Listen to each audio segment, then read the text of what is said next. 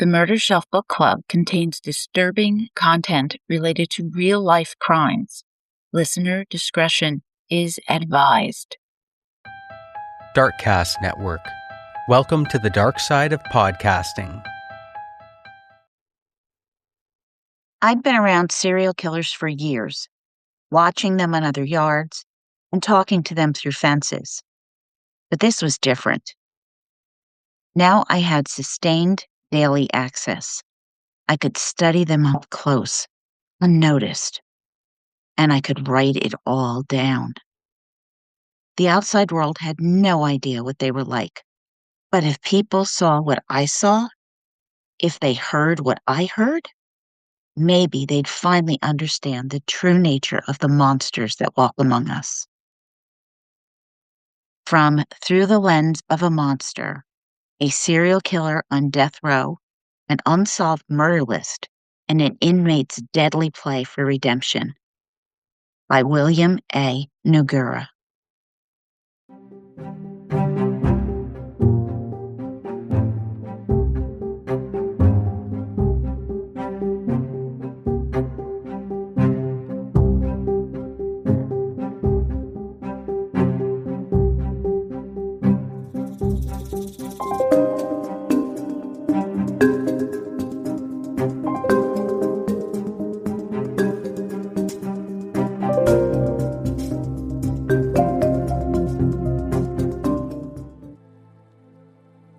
Welcome to the Murder Shelf Book Club podcast. I am your host, Jill. This special episode is a standout, and I say that humbly. It's not because of me. William Bill Noguera is the author of Through the Lens of a Monster, a serial killer on death row, an unsolved murder list, and an inmate's deadly play for redemption, which begins by delving into life on death row from the prism of a convicted murderer, Bill Noguera himself. Now, that is not a sentence that I speak every day, and it gave me pause when I was asked to review his book. However, a short Google search encouraged me to not judge a book by its cover, and that is really my mantra after all. This is an astonishing book. It is a brave book. Its complexity allows us to examine the mind of a serial killer. And not just one. Bill lived with them. Rarely have I ever had a better peek into the mind of a serial killer. In this case, Joseph Naso. So let me explain to you a little bit about this story. So in April 1983, Bill Noguera was 18 years old when his girlfriend's mother pressured her 16-year-old pregnant daughter to have an abortion. William had been very excited about being a father, so this decision triggered a red-hot rage in William. And in response, William and the daughter beat and strangled the mother to death. The prosecution argued that Noguera and his girlfriend were motivated by a desire to collect life insurance, and a jury of his peers convicted William of murder, sentencing him to death in the gas chamber in 1988. His girlfriend did serve time in juvenile detention. Now, it's a complicated story, and there's a lot more to it than that. But Bill Noguera recently told Oxygen, quote, "I committed a terrible crime when I was 18 years old. No justification, no excuse, but I did it. And there's nothing I can do to change that, but I can change the future." End quote. He writes in his book, Of Death Row, quote, "I came from general population where violence is currency, and I learned how to spend it wisely. Now I was placed among inmates, removed for their own safety. To them, I wasn't a caregiver. I was a threat. Serial killers, rapists, and pedophiles fear me most, and with good reason. They're reviled by everyone. In the prison hierarchy, they're at the bottom. Even professional hitmen get more respect. But those who kill for pleasure or prey on the vulnerable are seen as perverse and disposable. Vermin. The rules are clear. If you're in close proximity to one of these predators, you rub him out. No question. no mercy. Otherwise, you become the target, end quote. And that is what makes what Bill did all the more remarkable. Under the American with Disabilities Act, Bill was given a job of assisting disabled felons, those on death row like himself.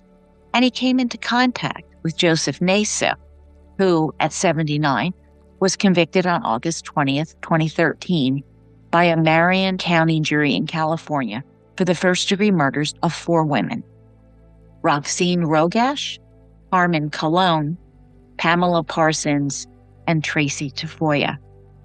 Naso was subsequently sentenced to death on November 22nd, 2013. You may recall Naso being referred to as the alphabet killer because the first and last names of the 4 victims all began with the same letter. Now, over years of conversation with Naso, Bill gains his trust and extracts chilling confessions in which Naso claims to have killed 26 women, not just 10 from the murder list the prosecution presented at his trial. Naso boasts about his involvement in missing women and murder cases gone cold.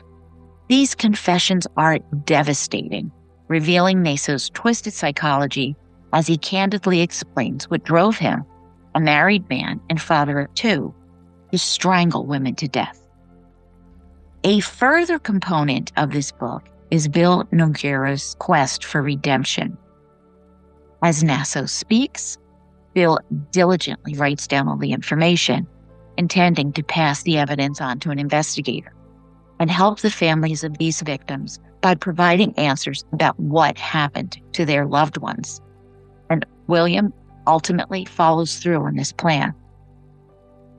Now, recently, Oxygen released a documentary on this case, Death Row Confidential: Secrets of a Serial Killer, which I highly recommend.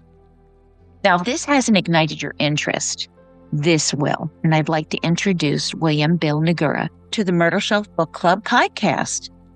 Well, it's a pleasure to be here. Thank you so much. I loved your book.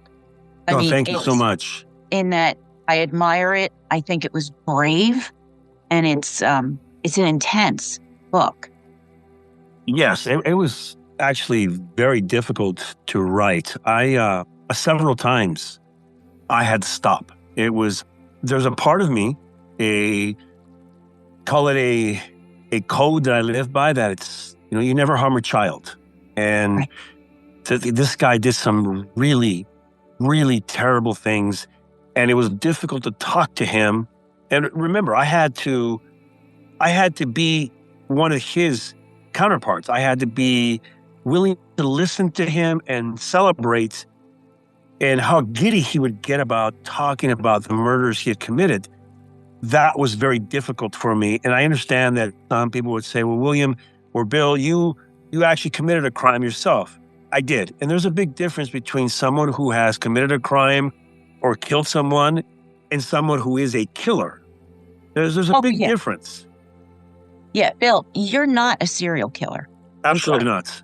You had to fit yourself into that mold, which I didn't really think was humanly possible, but you pulled that off and kept him talking.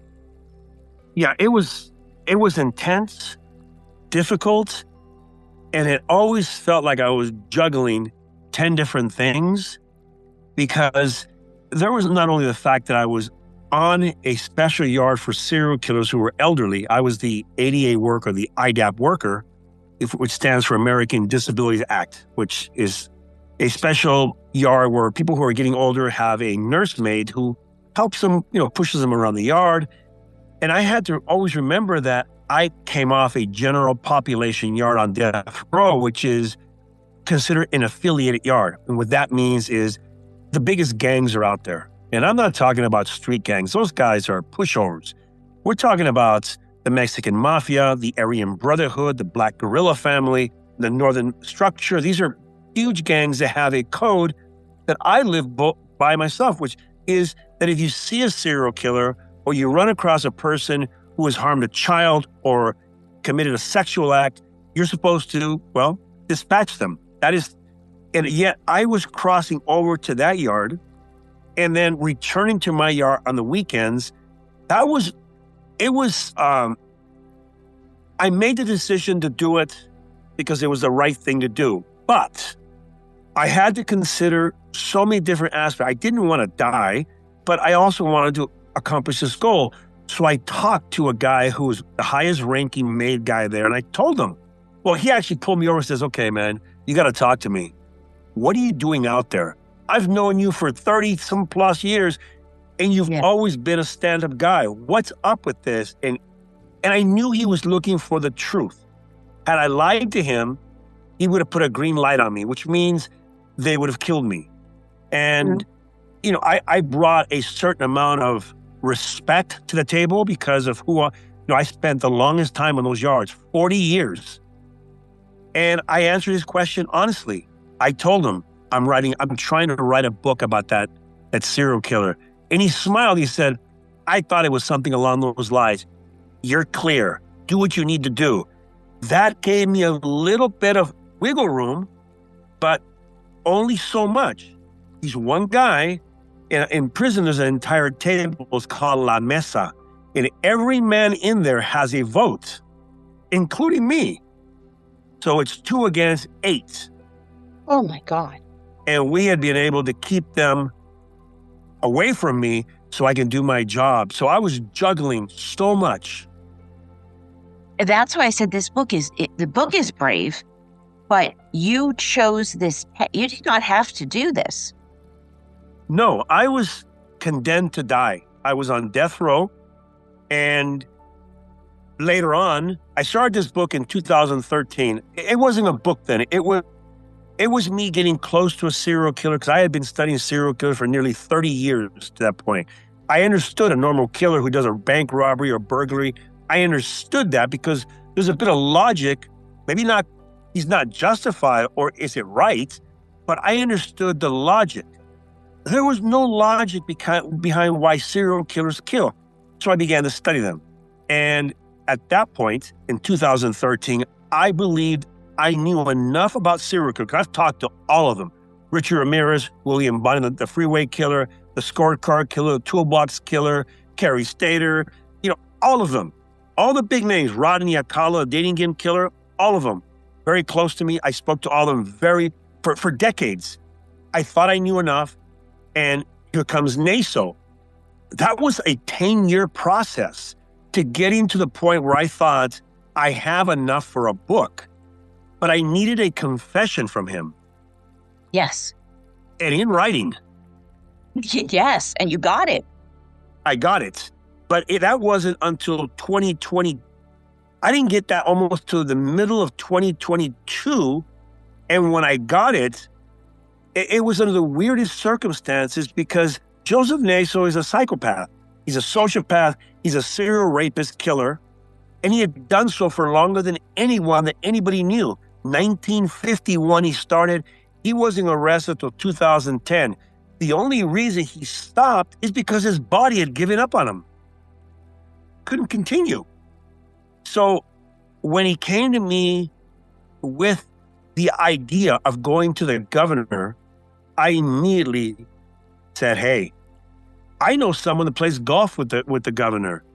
It's Walt Pavlo of Forbes magazine. He happens to be a good friend of mine. Of course, Walt does not play golf with Gavin Newsom, but I played it off. And I told him, Joseph Naso, the serial killer, look, no one's going to pay attention to you. They already have you in prison. You're already sentenced to death. They have you for 6 murders, and they're not going to pay attention to you unless you give me something in good faith. And he decided, he said, okay. Yeah. So Walt can show the governor, get his attention. They check, they confirm that it's real, and then maybe he'll come talk to you and lower your sentence on it. You bluffed him. Absolutely. And I did so for 10 years. Yeah. Yeah. I mean, I want to hear more about Naso, but you just said something that was so important, that you have talked to all of these serial killers. Correct. You have to be the man on the planet that knows more about the way they think. And I say they, each one is very individual. They all have their own demons and levels of evil. You did say that Naso was probably the most evil. And that blew my mind as well. They're all bad. Some of them are lesser evil, but they're all evil. And I do mean the word evil. These men have no conscience. Joseph Naso would justify by, I need to clean the woman because she needs to be cleaned. Rodney Alcala, the dating game killer, a vicious animal. I knew them all. I spent, I like to say this, it's not in jest or anything, but I say that I'm the Jane Goodall of serial killers. I lived with them. When law enforcement, which I respect and support, talk to a serial killer, he's in custody. The serial killer knows that he has all the answers, so he'll give them certain things for leniency, but he won't give them logic, his reasoning, what makes him tick, what are the reasons that he does these things. Mm-hmm. What I was able to do is they had nothing to lose. They were just talking, they were sharing, and according to them, I was a bigger predator than they were because I was in a general population yard. I was considered a very respected man on death row because I spoke the language, well, as good as anybody. And I've been there almost the longest, which is the language spoken on death row is the language of violence. And It is defined by how much potential you have to killing another convict. The more potential you have for that ultimate goal, the more you're respected. The most respected men are those who have killed other prisoners.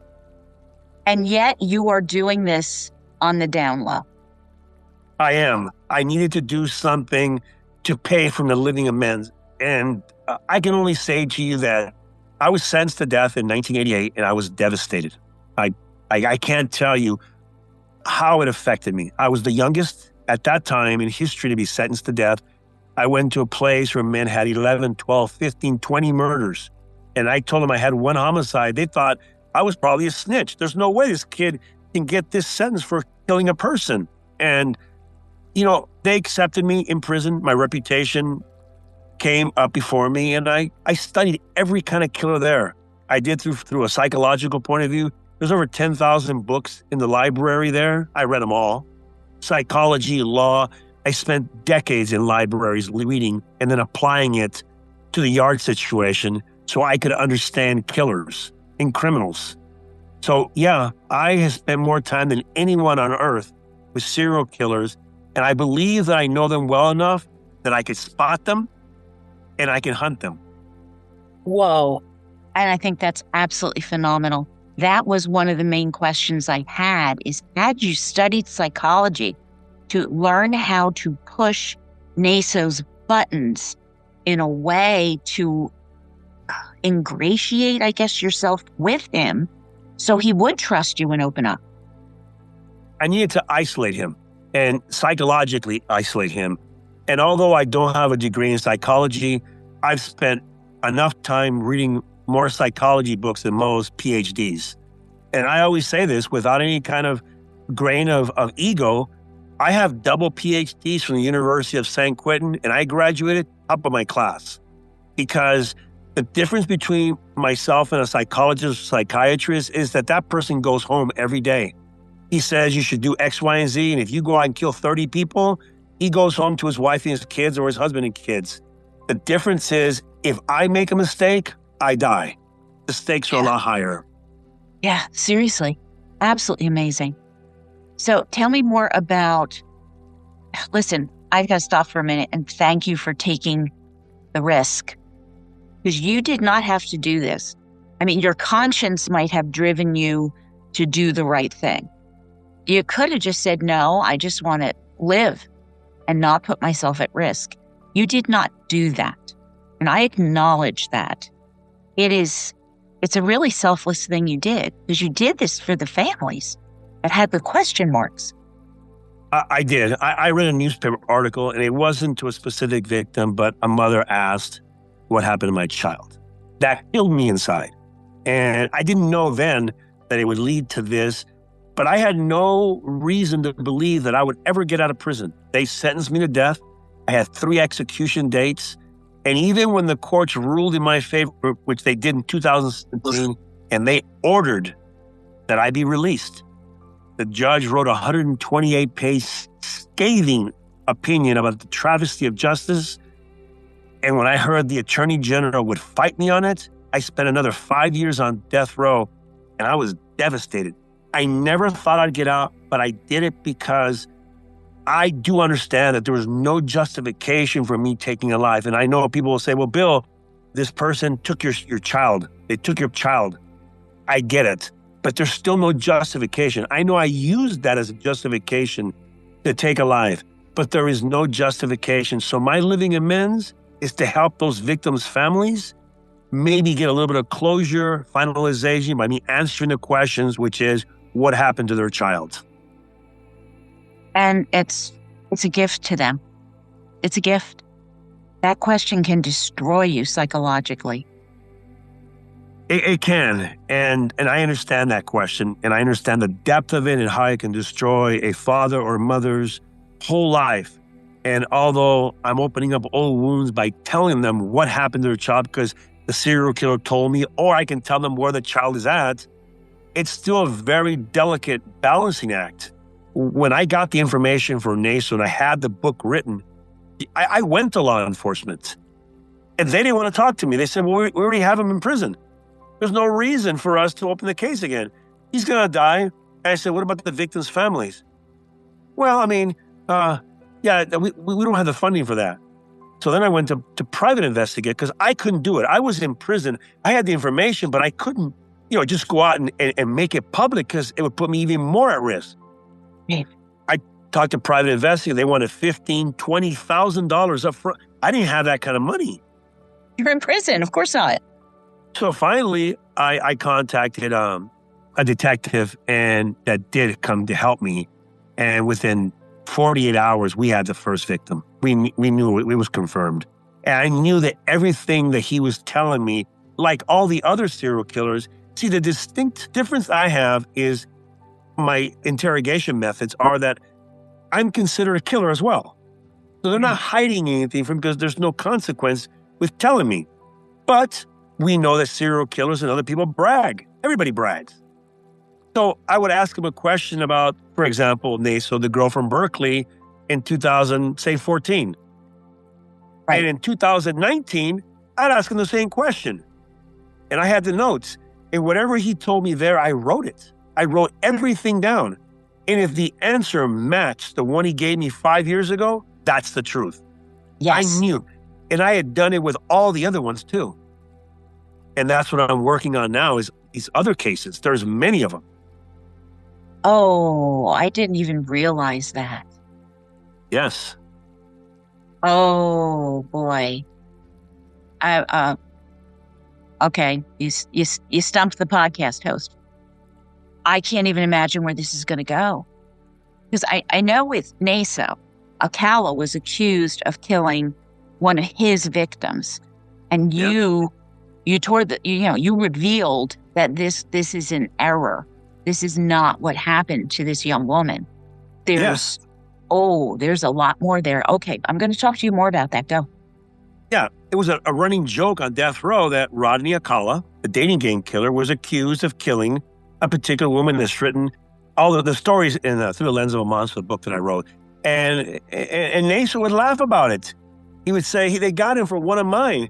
And they hated each other because Alcala, he wrote the DA, said, that's not one of mine. He told them, if it was mine, I would tell you. It's not mine. Yeah, he eventually confesses to those that he murdered. Yes. Yeah, Naso was laughing about it, and I asked Naso a lot of specific questions. It's the girl from Mount Tam, or on Mount Tam, and there's two of them. Naso revealed that he had put two girls on there. He got them both from an Oakland A's game.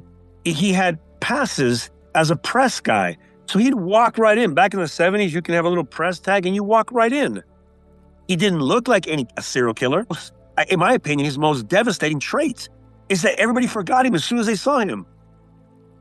Well, yeah, he blended in with the background.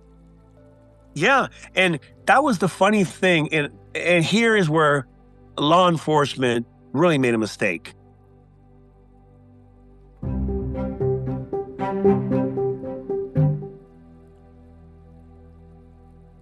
Pamela Lamson told her brother when he expressed in the 70s, "You're going to go with this guy?" And her reply was this guy could be my father.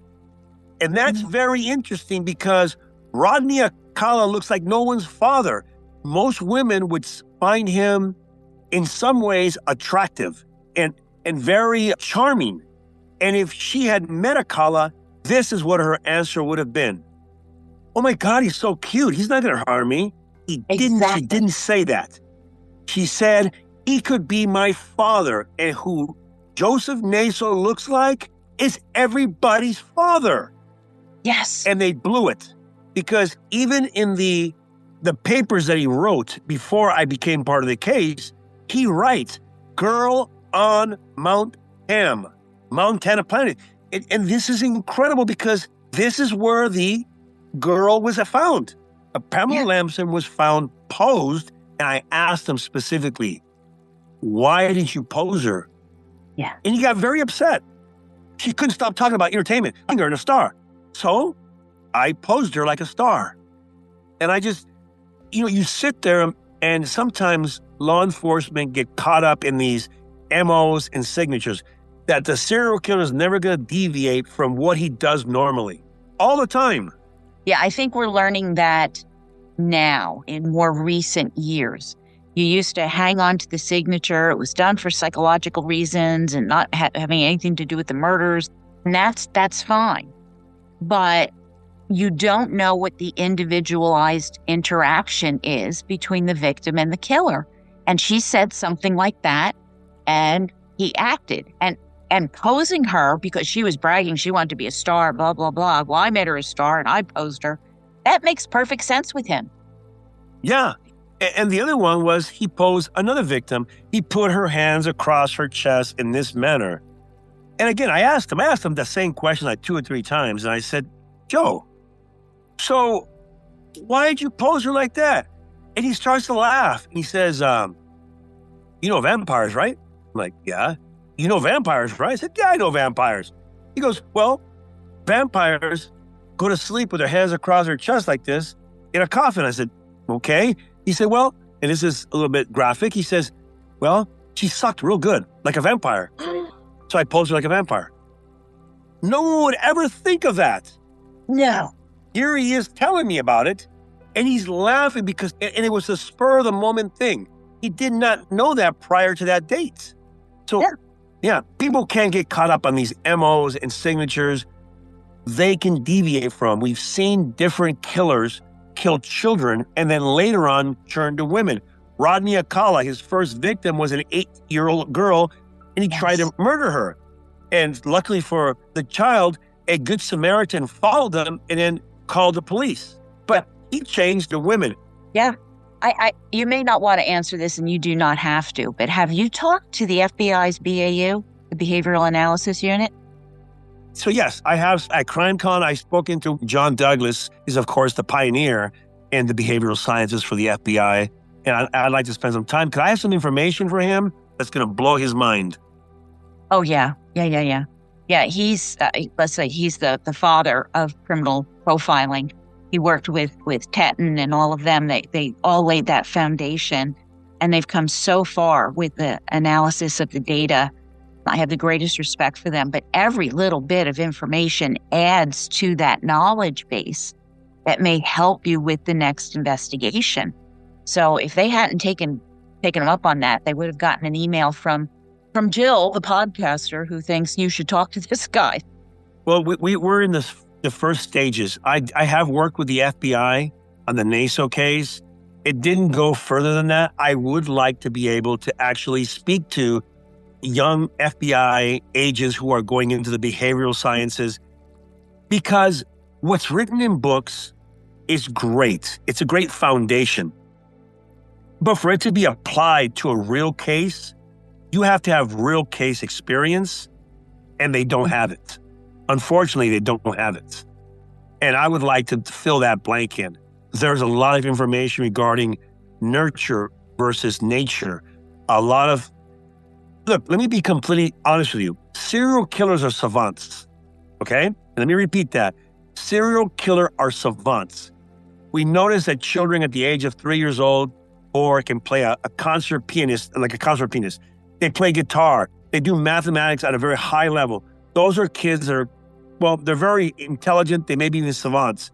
Serial killers are born this way. They're not made. Yes, their psychology can be tweaked by circumstance, but they were already born wired to kill. It's the reason that a serial killer can sexualize the act of control, the act of killing itself. They can sexualize it.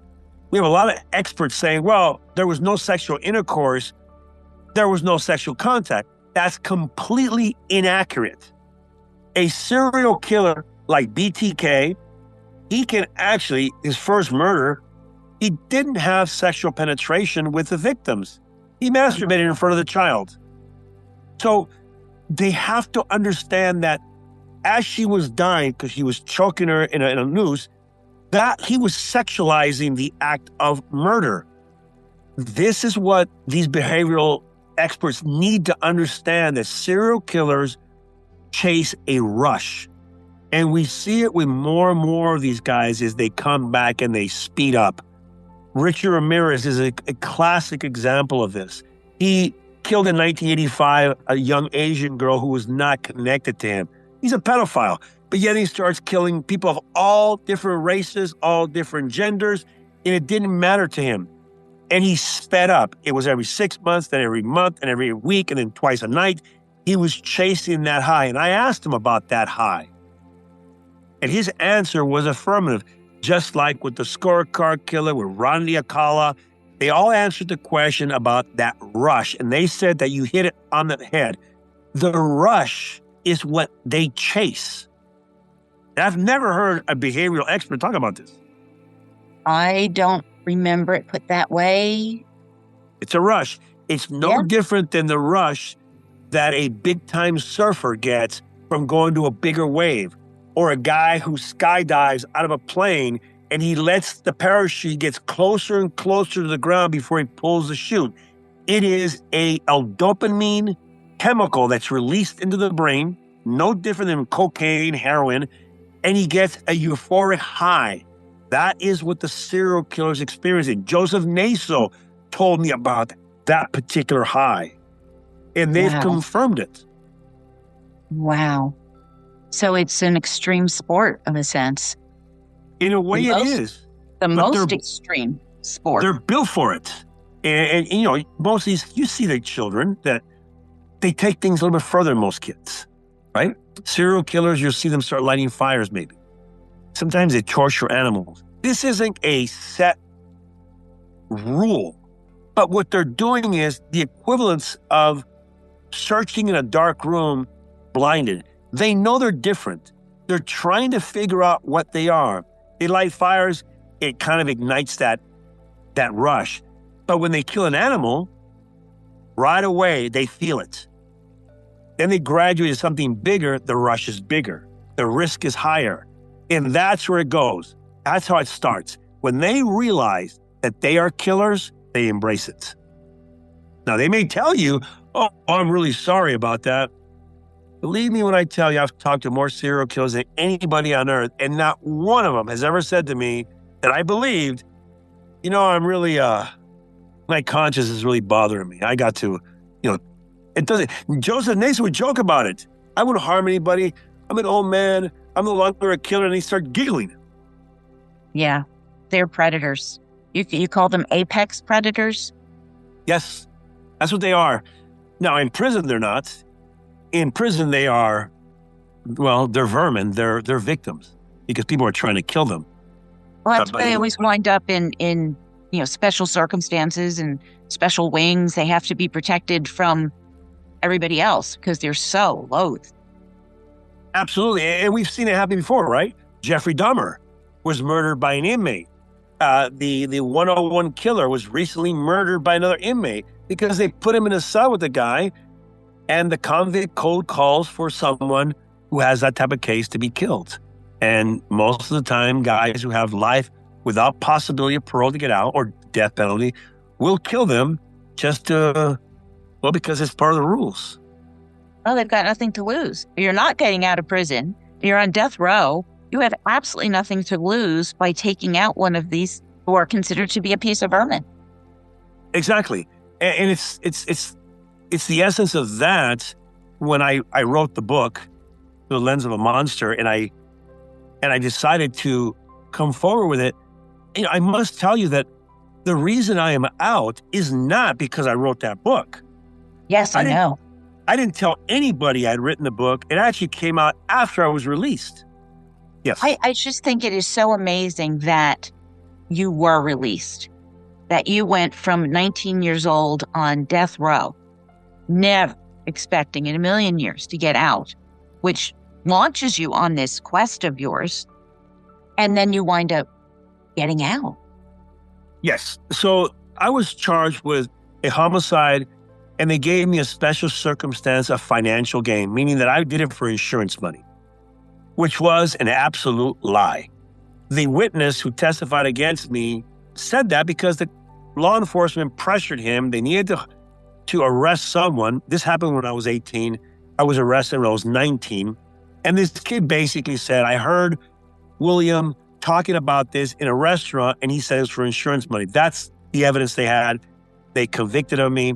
And those are the facts. I'm not bitter about it because I'm healthy, I'm out. But within 8 years of that date of him testifying against me, he signed affidavits and came before a grand jury and told them, hey, I lied. Sergeant Kirby Keltner of the La Habra Police Department pressured me, and I said what he wanted me to. By that time, my case was already in the feds, and the judge that had it waited 25 years, held my case, wouldn't rule on it. And then this judge died and the case floated. By that time, it was 2017. I had already been in prison for 30 years. And another judge got the case and ordered that they release me immediately, that it was a travesty of justice, that evidence in itself proves the case was manslaughter. I should have received 7, 9, or 11, and they believe I would have gotten 9. I would have been out in 4.5 to 5 years. Instead, I got the death penalty. The Attorney General in California fought me for 5 years. Then finally at the end, they said, give him life without the possibility of parole. Again, I'm on death row. They're giving me life without possibility of parole. My lawyers tell me, we're going to resentence you to lesser sentence. I'm like, no. And I tell them, no. Leave me where I am. They're like, what are you talking about? They even sent a psychiatrist to go see me because they thought I was nuts. But I thought you were nuts. I get it. I mean, I know what you were doing and I can see the outcome now, but you made them, don't move me. Yes. Leave me on death row. I'm not done with the work I'm doing. I wouldn't tell them what it was. And 6 months after that day, I get the confession. Another 4 months pass, almost 5 months, and I call my lawyer and I know what's going on. And I say, hey, get me out of here. He's like, what's going on? I said, nothing, everything's good, just get me out of here. They took me to court and he had a deal with the judge. He told the judge, I have evidence that when you see it, you're going to be very upset. So the judge sentenced me to life without possibility of parole, and he reserved the right to call my case back within 119 days. If 120 days passes, it locks and there's no way to change it. Okay. So I am on death row, and here it is. Here comes yard release. I've been going to yard for 40 years every day. I'm no longer the ADA worker. And the guard says, hey, Noguera, yard. I immediately stood up. Yeah. And I stopped. And there went that antenna. It went up. And I said, no, boss, I'm good today. He goes, what do you mean? You always go out. Not today, boss. I had a feeling that the order had been given. The guy who had told me, you're good, go ahead and continue going to that yard, had been moved to another prison. The guy who took over, he and I had never liked each other. And he was politicking for 6 months trying to get me killed.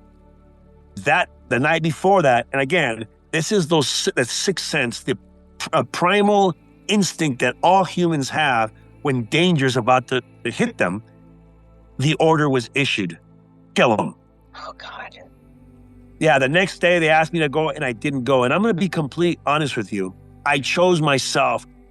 I knew what they would have done. They would have sent 4 guys after me. One of them would have held my legs, and he was about a 300-pound guy. I know who it was.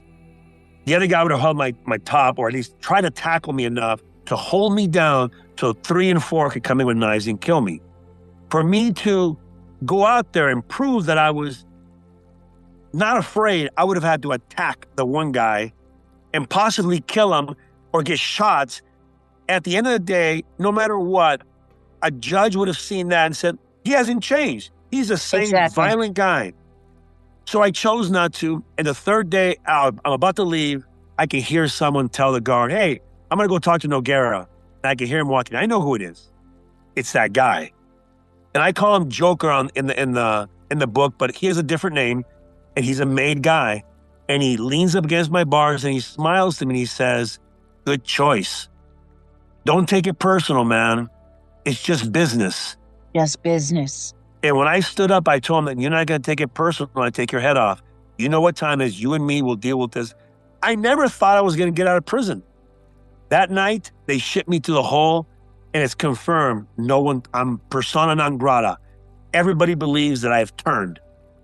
Well, I haven't. I haven't testified against anybody, but they believe that I'm working with law enforcement or something. They're not sure yet what's going on.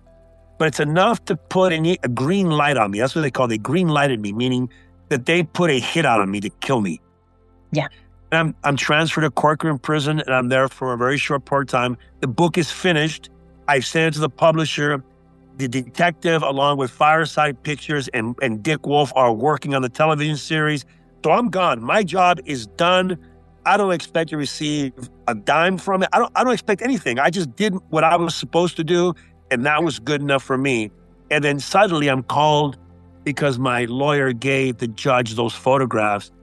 And unfortunately, it's a travesty because it was photographs of that young girl I was with who was, pregnant with our child. And she had been molested since the age of 9 by one of her parents. And the photographs were there. The judge got the photographs and he said, get Noguera here now. So they brought me to court and he just said, I'm sorry. Man, 42 years and you're still alive. He said, I apologize for that, but I also apologize because I can't let you out. And I got very upset. I said, then what the F am I doing here? Right. And he says, I have a very unique power, Mr. Noguera. I have the unique power of being able to strike those ridiculous special circumstances. It will reduce your sentence down to life with possibility of parole, and you've already served 42 years. You're eligible in 2000 to be let out, even with the worst sentence, and you've served an extra 25 years. Now it's up to you, but I think you're going to be okay.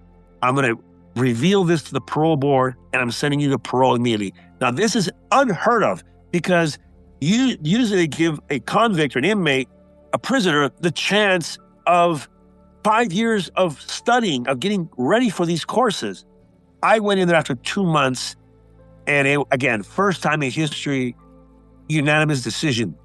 All the commissioners came back, release him.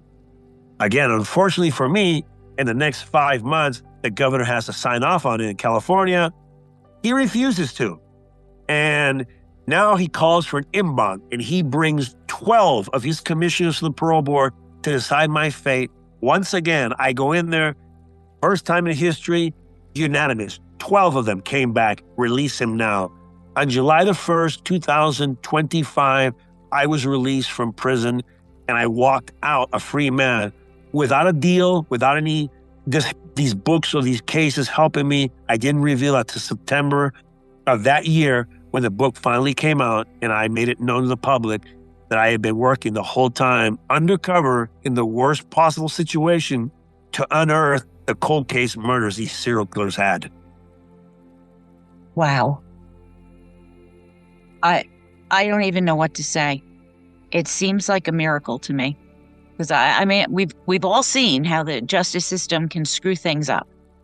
And they are on their own clock, which moves so slowly. And yet this happened. I'm gobsmacked.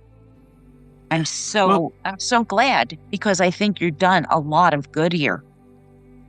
It's really funny how I look at this now. It's not, I don't look at it like, I got to do something good. It's just, it's the right path. There's a path of having integrity, and there's a path of not having integrity. And I've always chosen, maybe not always rightly so, but I know what's right and wrong. And maybe my methods are extreme sometimes. Well, obviously they are. But I believe that, and I'm not a very religious person, but, I have a special relationship with my God. And I've always said this, that, God's never put a weight on my shoulders that I couldn't bear. And in this situation, it's, they say, be careful what you ask for, and I told God, I said, when this happened to me, I told him, I need strength. I need you to give me the strength to beat my enemies. And he responded, of course, by giving me a 42-year war to make me into the man I am. And I'm okay with that. I'm not bitter. I am not in any way, shape, or form angry. I'm happy. I have a second chance of life. Many people don't get a second chance, and they were completely innocent. I have an opportunity to make a difference. My book, Through a Lens of a Monster, the book I wrote before that was Escape Artist, and now I have a new one coming out this September. It's called Penitentiary of Horror, which I'm sure I'll be back to talk to you about it. And it is a whopper of a case. I cannot wait. I'm so excited for the new book. Yes, you will absolutely be back talking to me about it when it comes out. I do not want to let you go unless you talk to me about your art. And yes. Scarlet. I want to hear about Scarlet too. Well, we'll start off with the thing that's been part of me all my life. I'm an artist, a visual artist. If people would like to see it, they can go to my website, williamnoguera.com, and I hope you put a link to it. But my work, I started doing stippling work, and I wanted to support my family while I was in prison. I didn't want to be those guys who, asked his mother, his father, his girlfriend, his wife for money. So I supported myself in prison. I supported my family as best I could. I sent a check home every month, and it was through arts. And, it was about that at first. And then I was inspired to do more. I wanted to be known as a real artist, a legitimate artist. So I studied the visual art. I'm an art historian. I learned every movement there was in art. And, the art world came calling. I got shows in London, Paris, the Bay Area, Los Angeles, New York. And at midstream, I changed to abstraction. And all the work can be seen. If you go to my art on williamnoguera.com, you'll see it there. Also, I have 2 Instagram pages. One of them is at Dead Body Society. The other one's at william.noguera.art. And you can see my work. The work can be purchased directly from me. I also have a website. It's on Fine Art America. Search my name, and there's prints. There's everything about my work. Art has been my lifeline. It kept me sane. It kept me grounded. It healed me. I think it did. Absolutely. It is it's one of your gifts. You had the character to embrace it, develop it, and let it work through you. Yes, I did. And there were several things I was tackling. One of them, the art is not merely about pretty pictures. And I must say this so the audience understands. Art for me has to have a reason. Art for the sake of art is as useless as wallpaper. So what I was doing while I was in prison is I would go to the yard and I would collect a stone or a piece of rock off the wall. I'd break it off the wall. I'd bring it back to me and make it into powder. And I would put them in these cubes. And, I could show you these cubes right here. You can see this is a cube. And they're made from the San Quentin newspaper. They have, look, my thumbprint. But inside, there is a piece of the wall of San Quentin. So my art, every piece I made, I was deliberately destroying the cage that held me. And I could argue that I was successful, wasn't I? Yeah. Yes, you were. I destroyed death row. And when I left death row, it collapsed. Gavin Newsom got rid of death row. The death penalty still exists in California, but there's no more death row at San Quentin. He's turned it into a rehabilitative center. Thank God, that place is a horrible place. But I believe I had a big part of that. I have to believe that because it's never been done in history. The prison is the oldest prison. It's 1852 when it first came into existence, and it collapsed after I left. So I'd like to think that I had a big part of destroying that cage that held me, and I have all the art to prove it. Wow. That's amazing. Oh, I'm so glad I asked you about that. And then about Scarlett's. Scarlett is my 2004 Softail Heritage motorcycle. She is black. She's beautiful. She's chromed out. She's lowered. She's what they call a Vikla. She has ape hangers, loud pipes. And she's just, I always say that she's my girlfriend and my wife. I believe it. Yeah. I'm getting a little thrill here, just envisioning you on the bike going, and you are free to go where you want to go. That was one of the biggest things that shocked me when I got out. So I'll say this. I did a lot of exercises when I was in prison. I was in very good physical shape, and I would run. When I was at Corcoran Prison, I would run 748 paces, turn left. 245 paces, turn left. 748 paces, turn left. So I had that memorized. The most shocking thing to me when I got out, I went running in the hills of Corona, California. And when I hit the 700, because there's a mine count, 748, I was about to turn and I could go through. It was the most liberating. It was emotional. I was no longer in prison. Yeah. Not even in your mind. Not even in my mind. And it's the equivalent of always swimming in a swimming pool and somebody throws you out in the ocean. You're 6 miles out and there is no bottom. And the possibilities are endless. That's exactly right. Oh my God. Bill, thank you so much. This has been absolutely amazing. I stand in awe. I love what you have done now with your life. You've made it your own. And again, the choices are endless. They are. I really appreciate the opportunity to come on the show and talk to you. I love your audience, and I hope that they enjoy the book and that they understand what it took to get that book. And there's much more to come. And I can only graciously ask to be brought back on. I would love to do your podcast. We'll wind down here and we will set a date right now. Because I'm just absolutely thrilled to support you. I think that's wonderful. Thank you so much. Yes, thank you.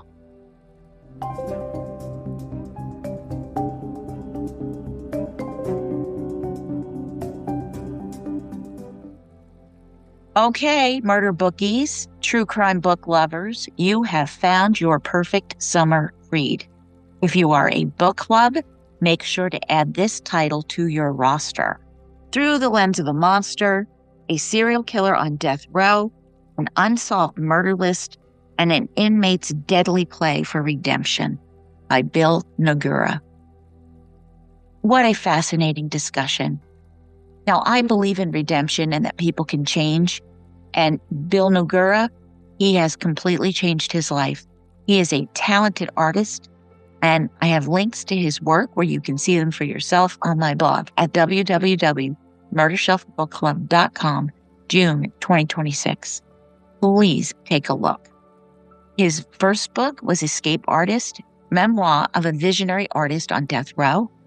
And his new book coming out in the fall will be Penitentiary of Horror. I cannot wait to talk to him about this. What an amazing story. Now, the next book I will be featuring on my podcast is Killer in the House, 10 Days of Terror in a Pennsylvania Suburb by Catherine Kahneman.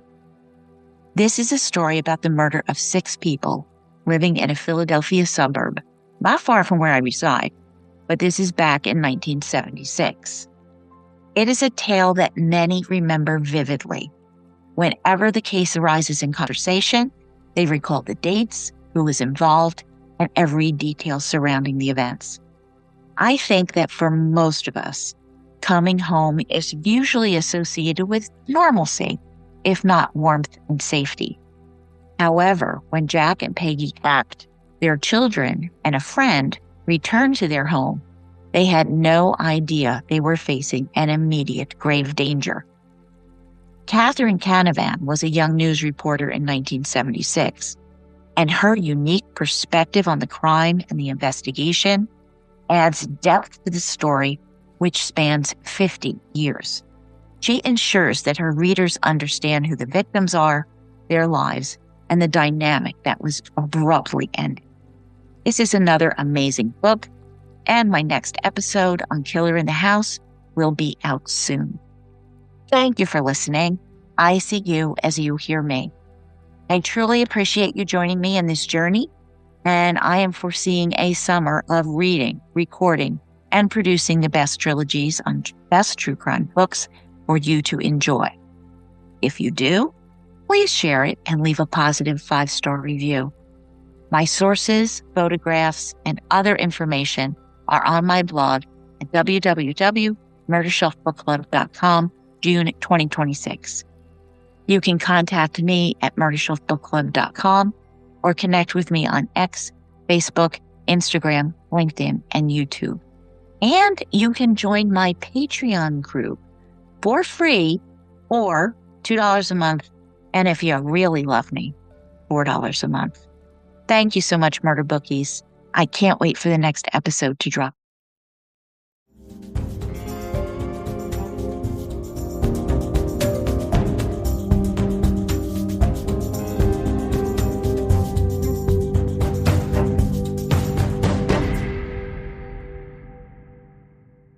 Written and produced by Jill, all rights reserved. Music, The Pewter Elephant by Blue Dot Sessions.